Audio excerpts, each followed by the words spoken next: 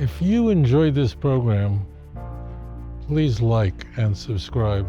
Please read Zechariah 12:9 for yourself. If you read that one chapter on your own, you'll never get into trouble. If you read that one passage, you'll never even look at a church. It's vital to read this passage. If you don't read it, you have no chance of avoiding the church.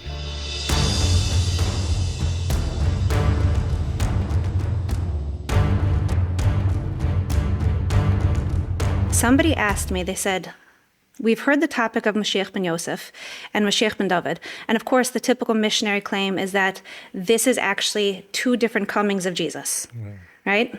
So they went back and they learned about what it actually is. And they said, we understand that it's two different people. However, the concept of Mashiach ben Yosef is that there can be more than one person involved. So if this Mashiach can have multiple personalities that are involved in the topic of this Mashiach, then can there be multiple personalities or multiple comings in Mashiach ben David as well? Because it's that same word, Mashiach. It's something you've talked about a lot, and it's really important, and that is the word Mashiach, as you very well know, appears nearly 40 times in Tanakh, and it's never referring to the Mashiach, but rather Mashiach means someone, or it could be people who are anointed for a certain task. The word Mashiach appears in the book of Leviticus more frequently than any other because Kohanim, people like myself, are anointed to perform the task on behalf of HaKadosh Baruch Hu. There's only one source for Mashiach ben Yosef in all of Tanakh, so be very careful. So just a warning to the viewer. Tanakh does not use the word Mashiach when referring to Mashiach. I know that sounds odd, it sounds weird. And when we say Mashiach in the 21st century, we mean only one thing. So that chasm is very dangerous, and the enemies of the faith of Israel will weaponize this. So I hope everyone will understand this. In our vernacular, when we say Mashiach, we mean the Messiah and one person. In Tanakh, it doesn't mean that at all. It could be a non-Jew, it could be many people, it could be a lot of things. Mashiach just means anointed for the purpose of a leadership position. And as we all know, there are even non-Jews who are called Mashiach. This chasm is very dangerous if you don't know Tanakh. If you know Tanakh, of course, you'll get all of these things. Now, there's only one source for this concept, and I need to explain it. Before the coming of what we call the Mashiach ben David, incidentally, again, the Messiah is mentioned in Tanakh many times. He's just never called the Messiah. So everyone has to be really careful about this. Okay.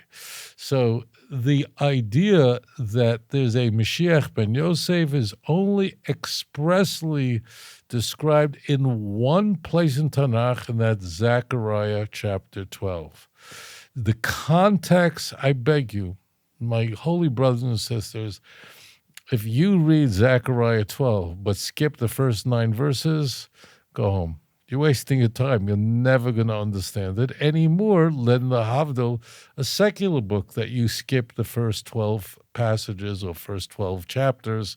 People get in all kinds of trouble here. So Zechariah 12, the context, the nations of the world go to war with the Jewish people. Okay, this is a precursor to the coming of the Mashiach, meaning the Jewish people are in their land and the Messiah has not yet come. He's about to come.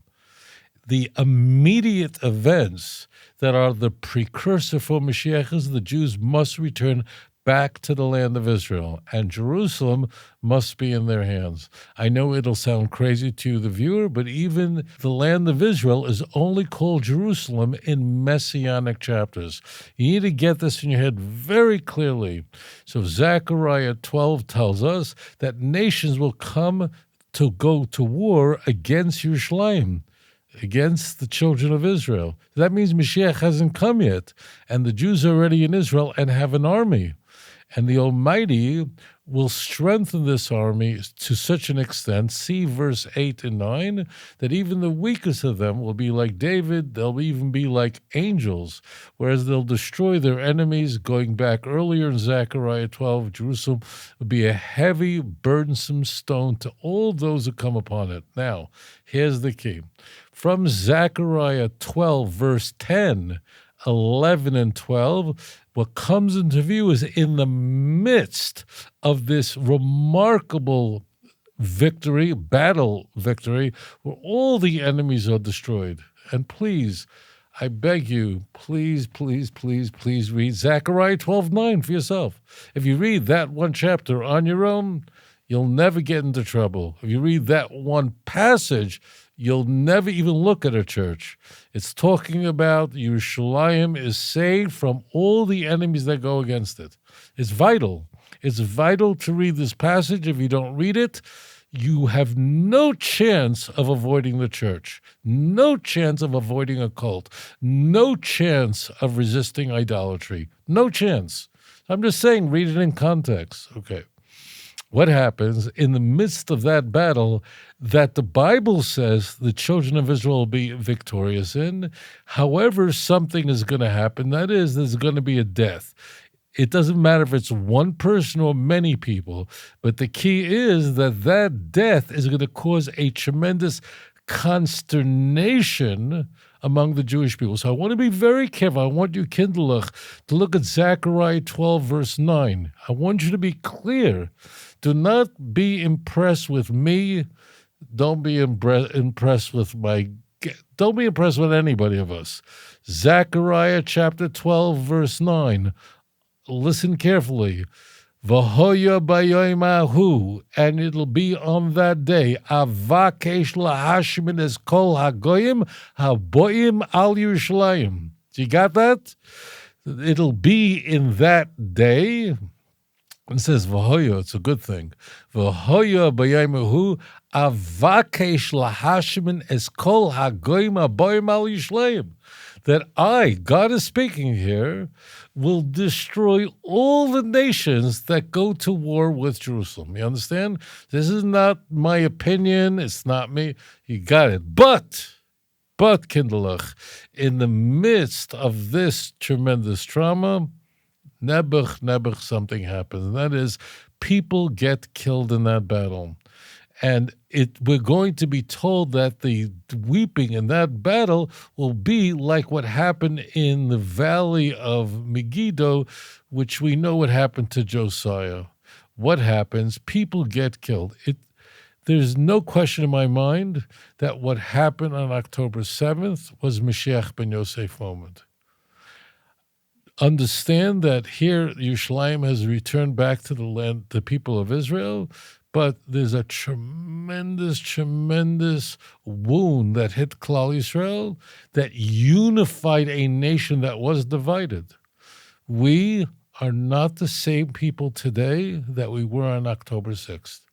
Whoever you were and whoever I was on October 6th, that person doesn't exist anymore. We're all traumatized because the nation of Israel is one body, and if even one limb is injured, the whole body is injured.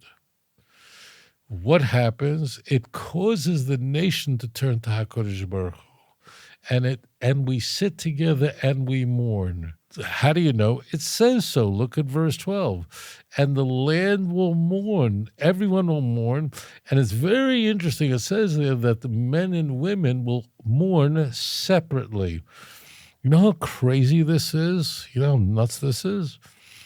Chazal, our sages of blessed memory, learn out from here that you need a mechitza, separation between men and women, even in a time of avelos, even in a time of mourning. It's very interesting because during a time of mourning, it's least likely that the people should mingle with each other. Who's thinking about that? So certainly during ordinary prayers. And it's very interesting that on the streets of Tel Aviv, in the streets of the land of Israel, people were fighting over a separation between men and women. And the Gemara, the Talmud of Megillah says in chapter 31a that in fact, Melchemes Gog uMagog, this great war which Mashiach ben Yosef emerges from, will begin on Sukkot. And that's why on the Haftarah on Shabbos of Sukkot, the Festival of Tabernacles, we read Ezekiel 38 and 39, which is a parallel of Zechariah chapter 12. So the Mashiach ben Yosef is, you can see it as one person getting killed. That's not my view. It's many people who are killed, but that's not the point. The point is the mourning. Mourning causes a people to be transformed completely. I know, and you know people who didn't go to shul very often, but Nebuch, when their father died, when their mother died, suddenly they're showing up in synagogue, not just to say Kaddish. It has a transformative effect, and that's what Mashiach ben Yosef is. This is discussed in the Talmud in Tractate Sukkot on page 52. But you don't need the Talmud for it. So that's Mashiach ben Yosef. It has nothing to do with the Messiah, the son of David, nothing, except with one caveat, is that these are eschatological events. They have different roles. Messiah, the son of David, he comes and he reigns forevermore. See Ezekiel chapter 37, verse 24 and 25. And actually the whole end of the book of Ezekiel is about the Messiah. So I encourage people to look at this chapter. There's very famous what happened in this. It's in 2 Chronicles, what happened to Josiah. He was the last of the great Davidic kings. Josiah, son of Joseph, is not an individual. It can be. There are some who hold that opinion. But it's not germane. If you get caught up as a one person, so dakaru implies that there's more than one that's getting killed. It doesn't matter.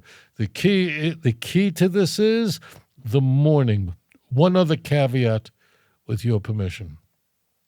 The church completely, forgive me for molests this passage.